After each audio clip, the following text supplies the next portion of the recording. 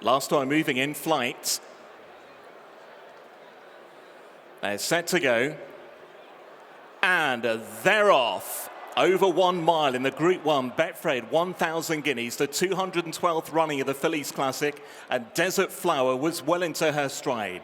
Duty First is also prominent in the red and white. Chantilly Lace is up with a gallop over toward the far side as they split into 2 groups. So Desert Flower leading over on the far side from Duty First and Elwatine and Chantilly Lace. They're then being followed by Lake Victoria in the blue and orange, with those is Simmering and Hey Boo, back marker of the far side group.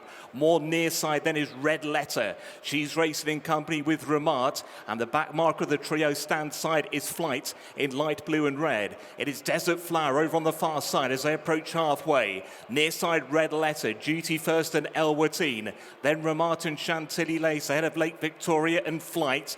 Then Simmering and Hey Boo. They're racing now inside the final 3.5 furlongs. It is Desert Flower, the small advantage from Red Letter. Elwatine to the far side in blue and white. Duty First is ridden along. So too Chantilly Lace. Lake Victoria being pushed along as well towards the back of that far side group. The final quarter mile now, and it's Desert Flower with the lead. Flight now improving near side. Lake Victoria is also now looking to move up in the blue and orange. Elwatine ridden for more. Desert Flower joined by near-sided Flight. It's Flight now just in front for Desert Flower. Then Red Letter, Lake Victoria and Simmering, followed by Elwatine. Desert Flower coming back at Flight. It's Desert Flower from Flight on the run towards the line. And Desert Flower wins the 1,000 guineas from Flight in second. Simmering third, then Elwatine, Chantilly Lace, Lake Victoria and Red Letter.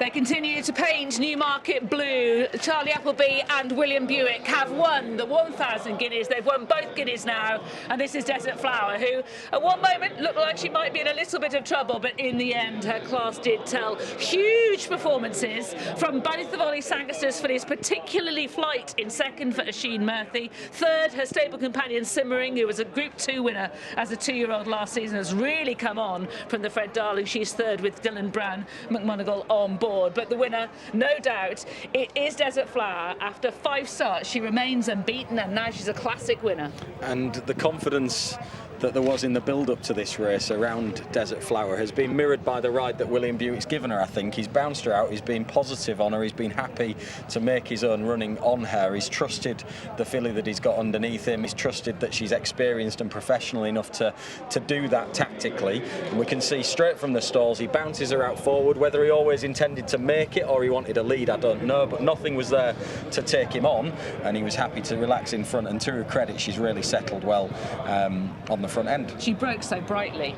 He just found herself there, and if anything, Duty First, who I was expecting to potentially make the pace, she's gone a little bit keenly towards the 4 next to her. Yeah, she has, hasn't she? And maybe just on that basis, though, with how freely she's run, she might be better off going back down 2-7 furlongs. Obviously, the field was split at this stage, and Flight, whether she's being helped by that, I mean, she's run a huge race under the circumstances, hasn't she? In that she's come from that little pack of 3 that raced away from the main action, away from the main protagonist, to come through and finish second under those circumstances. We've got to give her even extra credit, haven't we? I think. Yeah, she really has run huge. She was probably compromised. There was quite a precipitate move, a rushed move, wasn't there, in the Oh So Sharp last time? Yeah, there was. But this is where she's travelling all over Red Letter. And I think Oisin Murphy makes a decision in a moment that he's not going to leave her hung out on her own for too much longer, and he tries to steadily work his way across, if possible, towards the other horses. Lake Victoria's kind of in his eye line over on the right-hand side, so he does just edge across a little bit to give her a little bit of eye contact with some of the other fillies, but she's run a massive race. Finishing speed here, Lydia, 99.73% on the race IQ data that we've had initially through. It can tweak a little bit over the next couple of minutes, but that suggests it's about on par. So William Buick just judging it to a nicety in front on Desert Flower, essentially setting a good solid pace, not going too quick in the lead, but making it into a good test of stamina, a fair test all round really for all of these fillies, other than the fact of course that the other 3 raced away from them. Given the way the race panned out, the market reckoned it was a 2-horse race. Ended up being more competitive than that. It did. It did. I mean, certainly Flight and Simmering have run. Elwatine, they've run Elwatine above. showed up really nicely at one point, didn't she? That's the Shadwell colour second from the left. I think she ended up was she fourth in the end? She was right there, wasn't she? She was in that pack that were chasing Desert Flower. So she's run a huge race on her second start and looks like a filly with a very big future. And Lake Victoria ran, as Aidan O'Brien rather warned that she would. She's still got ability. She showed that to get herself into contention. Yeah, absolutely. No, she's run a massive race, and she's run the race that we expected her to run from the pre-race comments. Really, the market close to the off didn't necessarily agree with that, as she was quite well supported. But I think, given the preparation that she appears to have had coming into it, it was a good run under the circumstances and one that she should build on. These are lovely scenes. William Buick celebrating in front of the crowd here at Newmarket. He and Charlie Appleby and Godolphin having won both Guineas this weekend. Charlie Appleby said something quite significant to Tom yesterday about saying to William that he really wants both of them, to really enjoy these successes, enjoy these moments. I think that's right, particularly perhaps with William and sometimes with Charlie, but particularly with William. Sometimes you felt that the kind of like the pressure to succeed, the pressure to deliver was sometimes overshadowing the joy of these performances, and it's actually great to see him really being comfortable with these successes. Yeah, absolutely, and I suspect that yesterday's success makes that a little bit easier, in that it kind of takes the pressure off a little bit in terms of you've already got one over the line, and this is their first 1,000 Guineas winner, right, yeah. Isn't it, for Charlie and William? I'm sure Aidan O'Brien's won both Guineas in the same year in recent times. I think he has, yeah. I think he will have done, but obviously the first time that Charlie Appleby and Godolphin and William Buick have done that. Yes, they've won a derby between them. That was their first classic success with Massar. I think that was back in 2019, wasn't it? 2018, no. And of course they've won two 2000 as well. William has, and Charlie's won 3. And some St Ledgers together. William's certainly been on board 3 St Ledger winners, and he will be enjoying this performance from Desert Flower. Finally, Martin, I've got some quotes for the Betfred Oaks. 3-1 favourite from 7-1 with the sponsors, 4-1 from 8-1 with Unibet. I'm not absolutely convinced that she wants a mile and a half. I don't think she does myself. No. I'm not sure about that, but me may try it. I was sort of 50-50 on Ruling Court. I'd be a bit more 80-20 on Desert Flower. I'm 100% with you on that.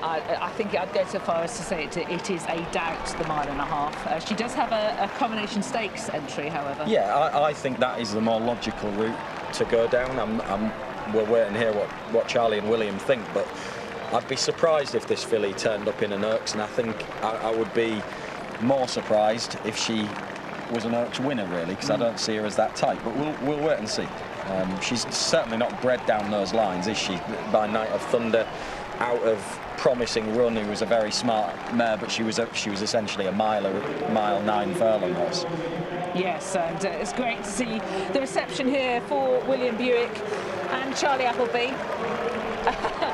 It's great. They're not just saying they're going to enjoy it, they are actually enjoying it, which is fantastic to see. And as you say, after the achievements of yesterday, this makes that all the more special. And to win both Guineas with all of that success that the wider entity of Godolphin has enjoyed in Kentucky, what a remarkable weekend. Well, here he is, a man who's celebrating a Guineas double after yesterday's success with Ruling Court, now Desert Flower. And I have to say, Charlie, all the way through in the lead up to this race, you've always been confident about her. Did she deliver pretty much as you expected today? Yeah, for sure. Look, as I mentioned there before, the ground was the tightest she's ran on, and I always feel that, when you with that dip, as we always like to use the excuse, thankfully she has been through it, as we know, or across it, should we say, there in the fillies mile. But that's why William sort of changed the run style and said, look, let's just go out there and let her get on with it, rather more so than just sort of taking her back. So that was preordained? Yeah, we knew she'd stay and stay beyond. It's always a bit hard to assess when they've split, and I know it's only a small group that split, but obviously from the 3 to the 2, you couldn't quite decipher who was probably in front, really, but and everyone was sort of coming under pressure like ourselves. But that's just her. I was just confident that I knew that once she was upsized those leaders, on the stand side, should we say, approaching the rising ground, I thought that it's a game over now, because there's only one thing she'll do. She'll eat that hill, and she always has done, and she's she looks special.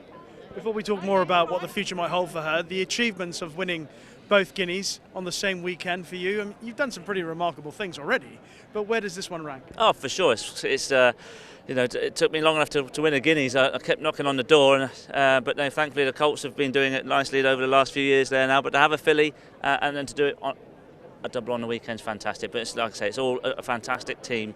As I say, I could stand here all day wanting to individually thank everybody, but they all know what part they play, and I can't thank them enough and what's been achieved, and they deserve all the credit. And now, with regards to what this filly might do, there's talk about her being maybe better over further.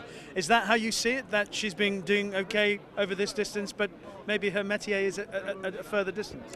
Well, it'll be, again, a healthy discussion to have. I see no reason why she won't get further. She settles well. I know we've gone out there and made it today, but she was quite happy on the front end there. But she normally can take a lead. And the one thing she looks as though she will do is stay. But it's a division there that to be looked at for sure. Epsom? I see no reason why not at the moment. But like I say, they're discussions that we'll have as a team. Well, people talk about the excitement of the winter and dreaming through the winter about having horses that turn from good 2-year-olds into good 3-year-olds. Then there's the bit after they've both won the Guineas where you go, now I can start thinking about winning the Derby and the Oaks with the horses that have won the 1,000 Guineas and the 2,000 Guineas. When that is going through your mind, what does that make you feel? What does that make you think? At the moment, all I want to do is just have a nice, relaxing week, to be honest with you. But look, it's great. I mean, it's what you want to, if you're not thinking about it, well, you're not in a very good position. We're in a very privileged position now to have these, colts and this filly to be able to, dream about, where we go next. Can I just double check? Are there any other potential horses for the Derby and Oaks that you've got that we're not thinking about, or am I? I'd like to think there were, but no. I mean, look, we've got Alpine Trail there, who will probably go to the Dante, who obviously won well here on the Friday. Yeah. We'll probably have a crack at the Dante with him. He's not in it, so we'll have to supplement him, but that's no problem. And as respects to fillies, no. We've had to bubble wrap her for the winter. She's the one and only. Charlie, congratulations. Very well done. Brilliant. Thanks ever so much.